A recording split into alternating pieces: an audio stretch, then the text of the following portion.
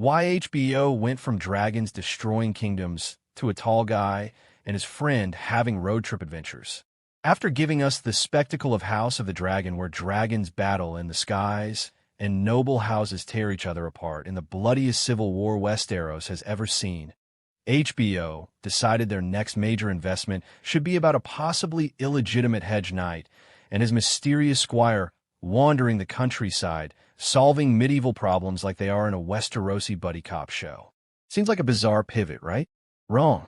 This is actually the smartest decision HBO could have possibly made, and the reasoning behind choosing a Knight of the Seven Kingdoms reveals everything about where the Game of Thrones universe is heading and why bigger is not always better. Welcome to Westeros Throne, where we are breaking down the strategic genius behind HBO's decision to scale down the spectacle and scale up the storytelling in ways that might just save the entire franchise. If you love understanding the behind-the-scenes strategy that shapes the content we consume, hit that subscribe button like you're swearing a knight's oath and smash that notification bell, because we are delivering insights sharper than ice, the ancestral Valyrian steel sword of House Stark, and you absolutely do not want to miss what we are uncovering next. Let us start with the elephant in the room, or should I say the dragon in the throne room. House of the Dragon is expensive, like eye-wateringly, budget-obliterating expensive. Every dragon that appears on screen costs money that would make a Lannister wince. The massive battle sequences require hundreds of extras, complex choreography, and post-production work that takes months. The elaborate costumes, the sprawling sets, the CGI that brings Westeros to life in all its glory, all of it requires a budget that could fund several smaller shows simultaneously. House of the Dragon Season 2 reportedly cost over $20 million per episode, which is more than some actual countries spend on their entire entertainment industries annually.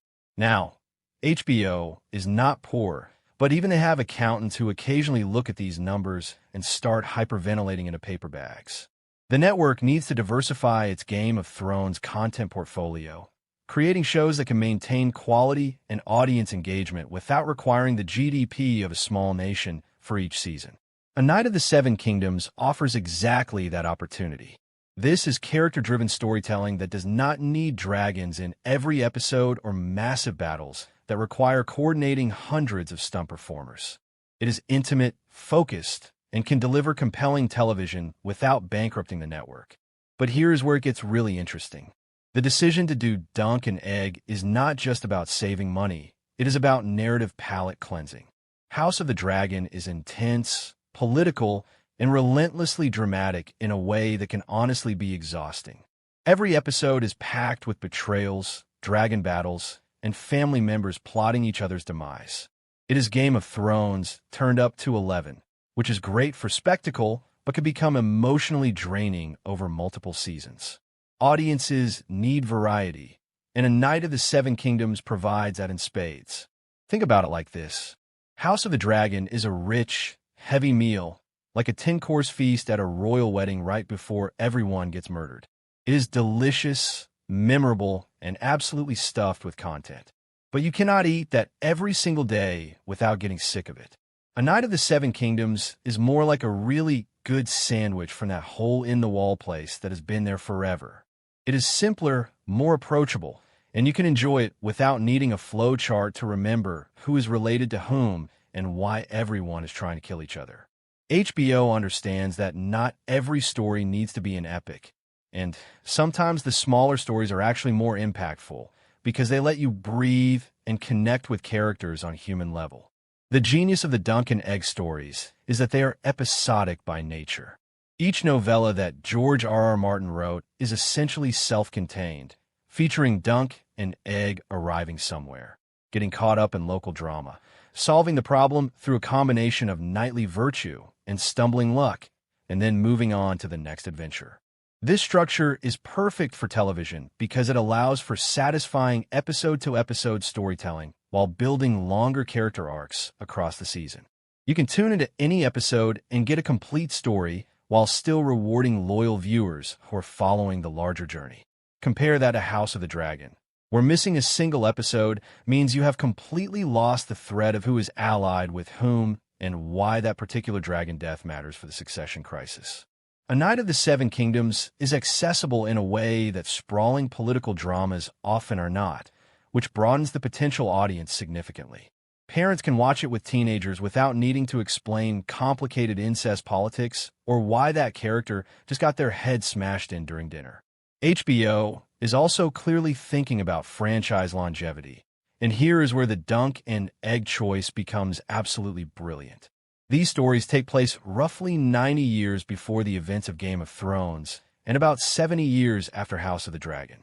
They bridge the gap between the two series, showing how the Targaryen dynasty evolved from the dragon-obsessed warmongers of the Dance of the Dragons into the slightly more stable but still dysfunctional family that Robert Baratheon eventually overthrows. We get to see the Blackfyre rebellions and their aftermath, understand how the Targaryens lost most of their dragons, and watch as Egg, who becomes King Aegon V, develops the progressive ideas that will define his controversial reign. This is world-building that enriches everything else in the franchise. Suddenly, references in Game of Thrones and House of the Dragon have more weight because we have seen these events play out. We understand why certain characters make certain decisions. The entire timeline of Westeros becomes more coherent and interconnected, which is exactly what you want in a successful franchise.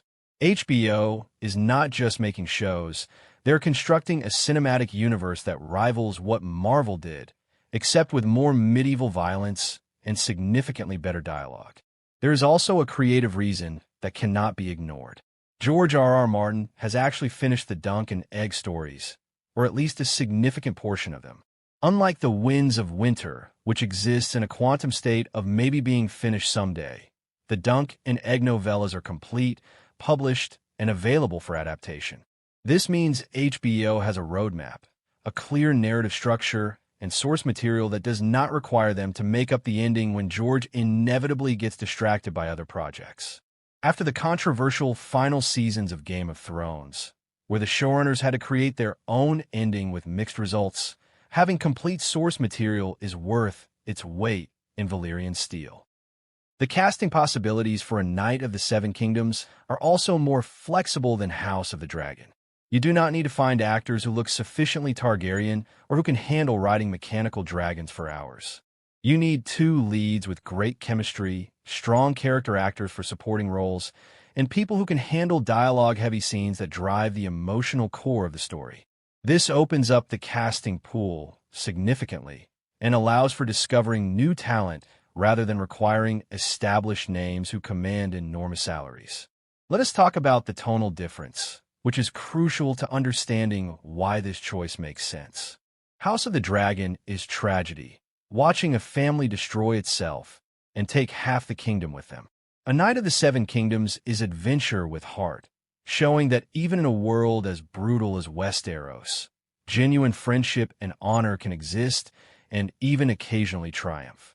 After years of watching characters we love die horribly, audiences are ready for protagonists who actually survive their adventures and maybe even end up better for having experienced them.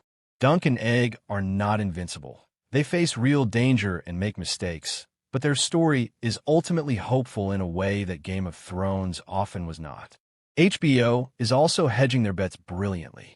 If House of the Dragon somehow falters in later seasons, or audiences get fatigued with dragon politics, A Knight of the Seven Kingdoms offers a completely different entry point into the world of Westeros. If that show succeeds, it proves there is appetite for smaller-scale stories in this universe, which opens the door for adaptations of other side stories like the adventures of Brienne and Podrick or the history of the Night's Watch. If it fails, the financial loss is contained and does not threaten the larger franchise. The decision to greenlight A Knight of the Seven Kingdoms represents HBO learning from both successes and mistakes.